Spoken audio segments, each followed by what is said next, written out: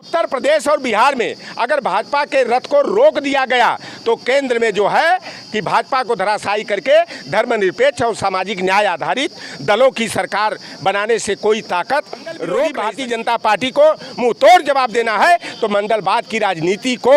एकदम बेहिचक जो है डंके की चोट पर जो है कि हमें बैटिंग करना होगा। और भाजपा के हिंदुत्व की पिच पर अगर समाजवादी पार्टी या कांग्रेस पार्टी सोचे कि हम बैटिंग कर ले तो नहीं कर सकते। इन्हें सामाजिक न्याय की पिच पर जो है खुल करके जो है कि बैटिंग करने की ज़रूरत है, छक्का मारने की ज़रूरत है। कि अगर कांग्रेस पार्टी, समाजवादी पार्टी, जयंत जी की लालोद और हमारा उभरता हुआ नेता चंद्रशेखर रावण को साथ लेकर के नीतीश कुमार जी भी पता लगा है कि हमारे बगल की सीट जो है कि फूलपुर जो कुर्मी और निषाद बहुल सीट कही जाती है वहाँ से उम्मीदवार बनने वाले हैं। एक बड़ा संदेश देने के लिए अगर इस तरह के गठबंधन बनता है तो भारतीय जनता पार्टी के रथ को हम जो है कि उत्तर की लोग कहते हैं कि दिल्ली का रास्ता उत्तर प्रदेश से होकर के गुजरता है, लेकिन इस बार जो है कि दिल्ली का रास्ता जो करनी में और चौकी और चौका में एक रूपता नहीं होगी तब तक भारतीय जनता पार्टी को हराया नहीं। जो है बिहार के पटना में एक बहुत बड़ी जो है बैठक होने जा रही है जिसमें तमाम जो दलों के नेता हैं वो उसमें हिस्सा लेने जा रहे हैं। लेकिन वहीं बता दें कि उत्तर प्रदेश की बहुजनों की सबसे बड़ी नेता और उत्तर प्रदेश की 4 बार की मुख्यमंत्री मायावती को उस बैठक में नहीं बुलाया गया है, न्योता नहीं दिया गया है। इसको कैसे देखते हमारे साथ बातचीत करने के लिए ओबीसी महासभा के राष्ट्रीय प्रवक्ता और समाजवादी पार्टी में पूर्व पिछड़ा वर्ग प्रकोष्ठ के प्रदेश अध्यक्ष रहे चौधरी लोटन राम निषाद जी हैं। इनसे जानने और समझने का प्रयास करेंगे। सबसे पहले लोटन जी बहुत बहुत स्वागत है। धन्यवाद आपके चैनल को। और पहला सवाल यही रहेगा, जिस तरह से भाजपा का रथ रोकने के लिए सभी विपक्षी दल एक हो रहे हैं और पटना में जो मीटिंग है उसमें क्यों बहुजनों की इतनी बड़ी नेता और 4 बार की उत्तर प्रदेश की मुख्यमंत्री मायावती को दूर रखा गया, न्योता नहीं दिया गया, लगातार उनसे कोई मुलाकात नहीं हो रही है? देखिए 2 बार जो है कि हमारे देश में जो है कि इस तरह की एक्सरसाइज हुई है कि 1977 में जो है कांग्रेस पार्टी के विरोध में सारे दल गैर कांग्रेसी दलों का एक गठबंधन बना था, जनता पार्टी के मंच पर इकट्ठा हुए थे और उन्हें सफलता भी मिली थी सरकार बनाने का। दूसरी बार जो है कि 1989 में जो है कि राष्ट्रीय मोर्चा के बैनर तले जो है कि सारे जो है कि गैर कांग्रेसी दलों का जमावड़ा हुआ था और वहाँ पर जनता दल की सरकार वीपी सिंह जी के नेतृत्व में बनी थी। लेकिन आज जो समय की मांग है, जिस तरह से लोकतंत्र और संविधान पर कुठाराघात किया जा रहा है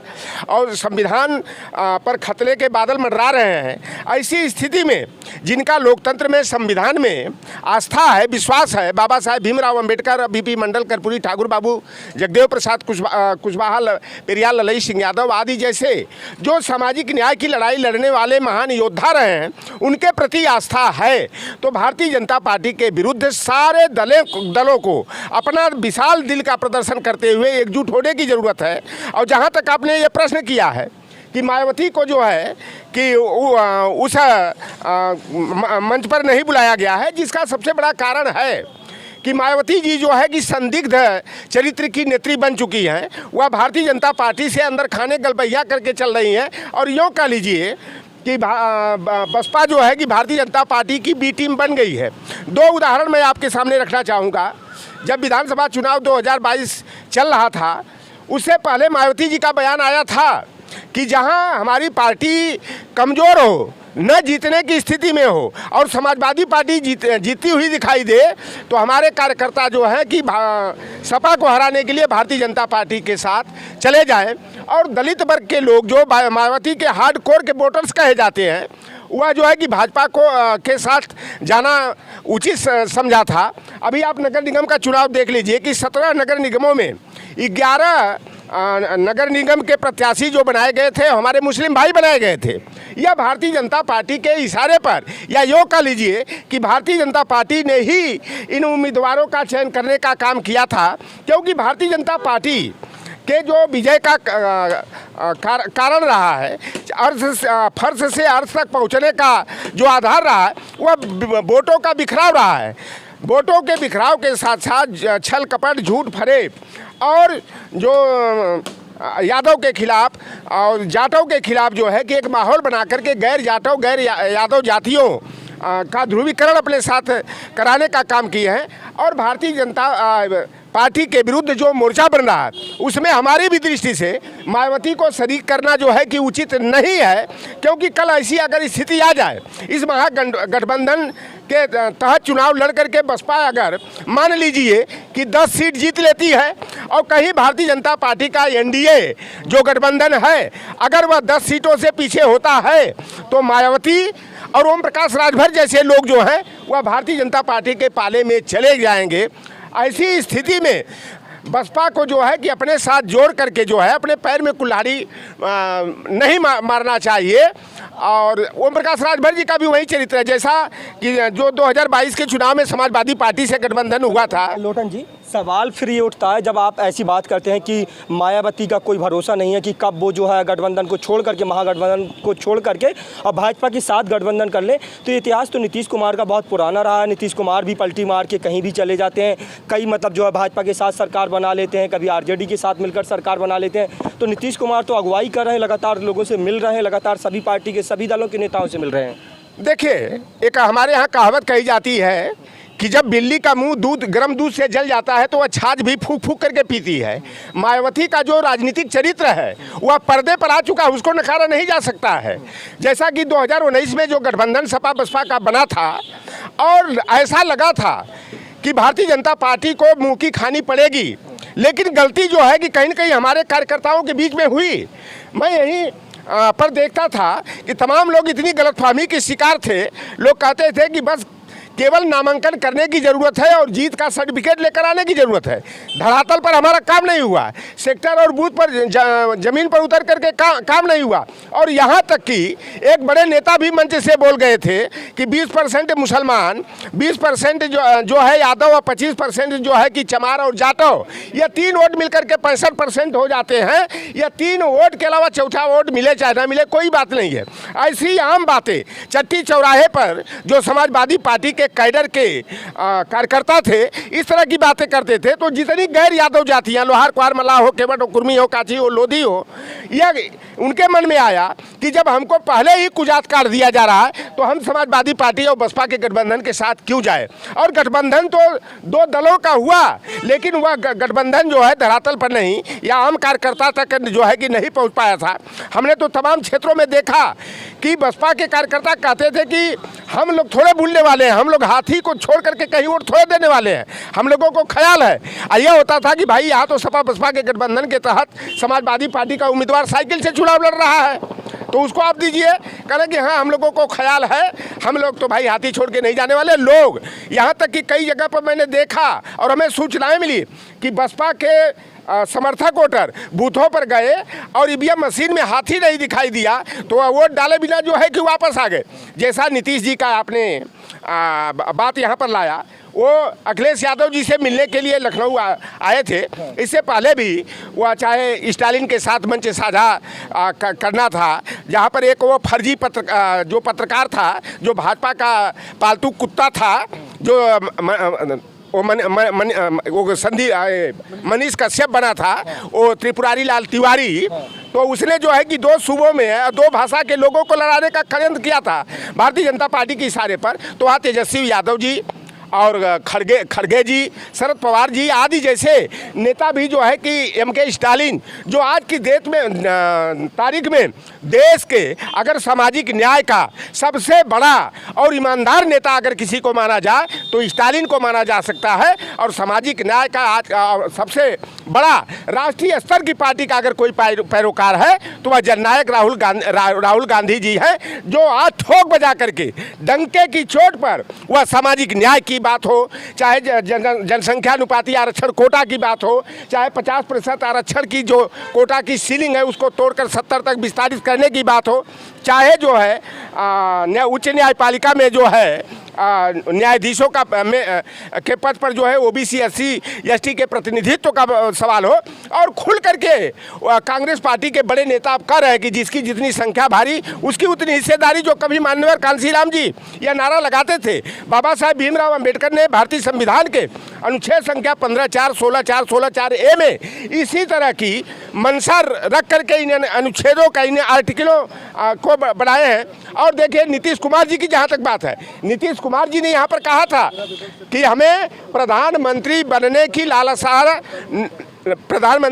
लालसा नहीं है। हम तो भारतीय जनता पार्टी को हटाने के उद्देश्य से जो है कि प्रतिपक्ष के नेताओं से मिल रहे हैं, रणनीति बना रहे हैं। और देखिए,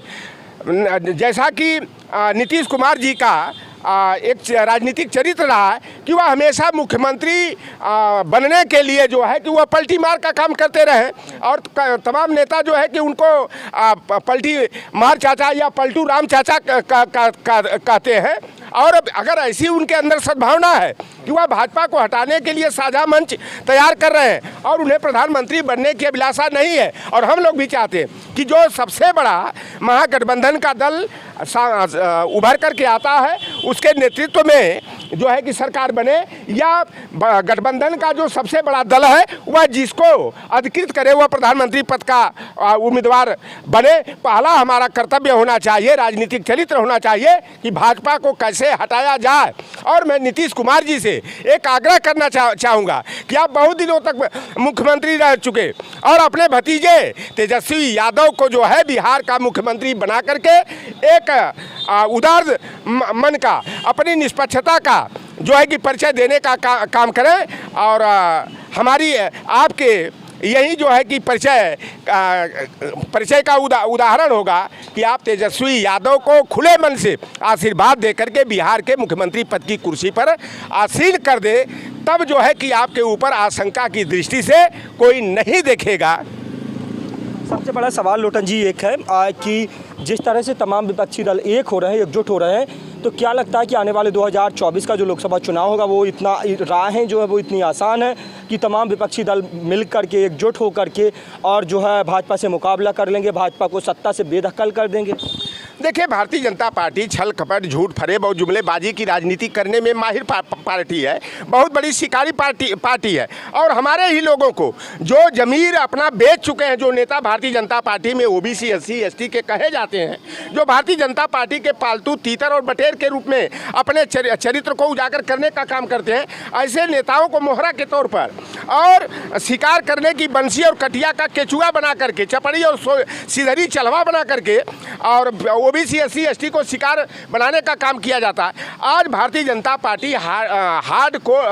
कोर की हिंदुत्व की राजनीति करती है। अगर कोई भारतीय जनता पार्टी से हिंदुत्व के मुद्दे पर सॉफ्ट हिंदुत्व की परिभाषा को ईजाद करके भारतीय जनता पार्टी से सामना करना चाहती है तो हम समझते हैं कि यह बहुत बड़ी गलतफहमी है। अगर भारतीय जनता पार्टी को परास्त करना है, कमंडल को धराशायी करना है, तो मंडलवाद और अम्बेडकरवाद का उग्र रूप दे करके ही सामाजिक न्याय के मुद्दे पर भारतीय जनता पार्टी को परास्त किया जा सकता है। और उत्तर प्रदेश में अभी कुछ भाई कह देते हैं जिनको ज़मीनी सच्चाई नहीं मालूम है, समाज का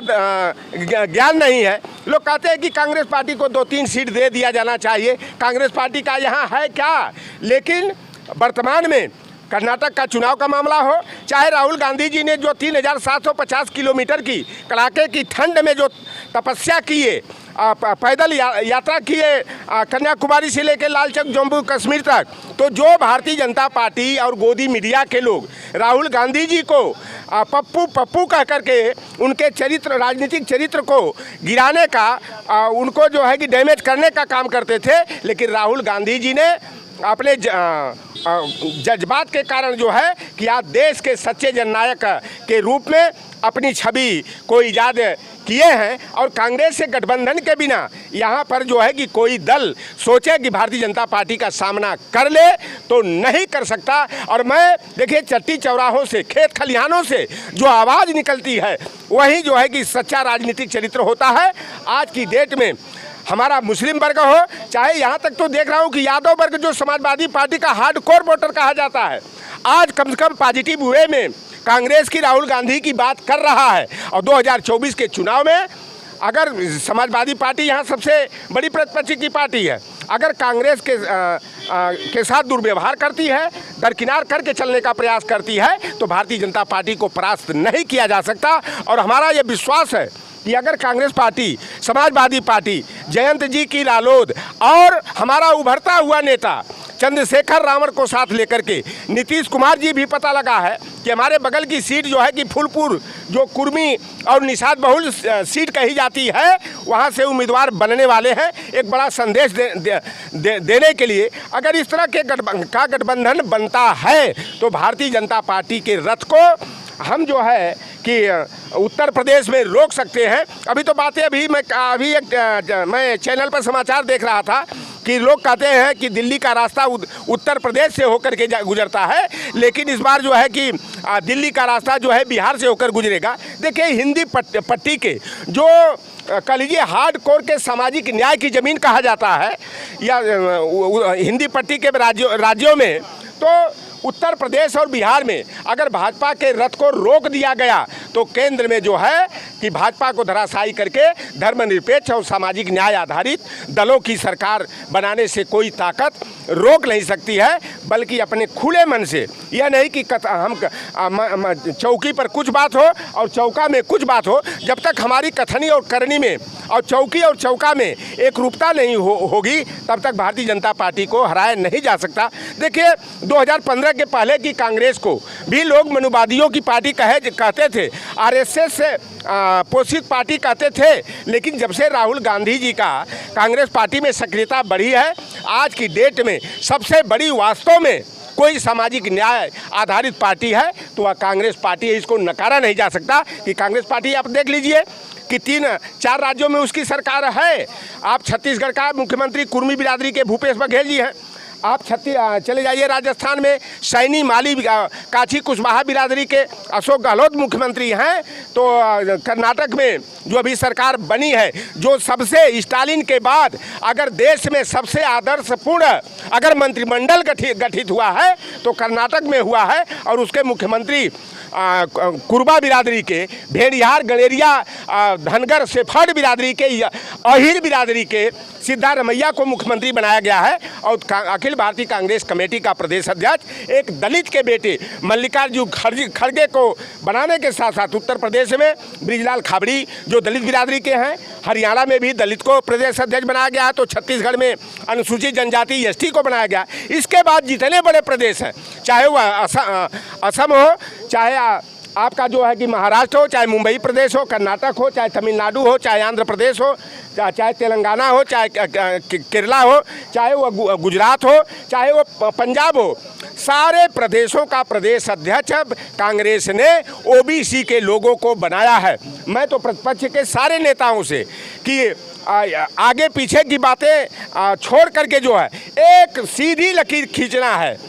कि हमें सामाजिक न्याय के मुद्दे पर, अंबेडकरवाद और मंडलवाद के मुद्दे पर आगे बढ़ना है। मंडल विरोधी भारतीय जनता पार्टी को मुंह तोड़ जवाब देना है तो मंडलवाद की राजनीति को एकदम बेहिचक जो है डंके की चोट पर जो है कि हमें बैटिंग करना होगा। और भाजपा के हिंदुत्व की पिच पर अगर समाजवादी पार्टी या कांग्रेस पार्टी सोचे कि हम बैटिंग कर ले तो नहीं कर सकते। इन्हें सामाजिक न्याय की पिच पर जो है खुल करके जो है कि बैटिंग करने की ज़रूरत है, छक्का मारने की ज़रूरत है।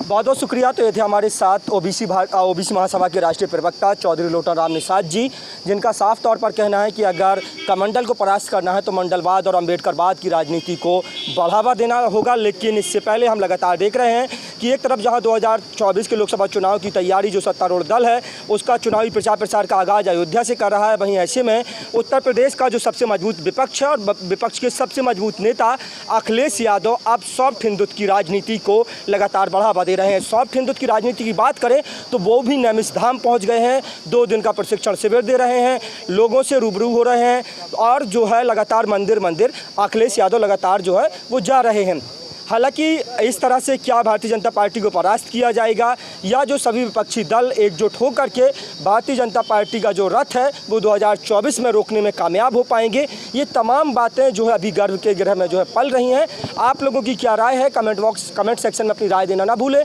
अपने साथी कैमरा पर्सन आनंद यादव की साथ मंसूर की रिपोर्ट। नमस्कार।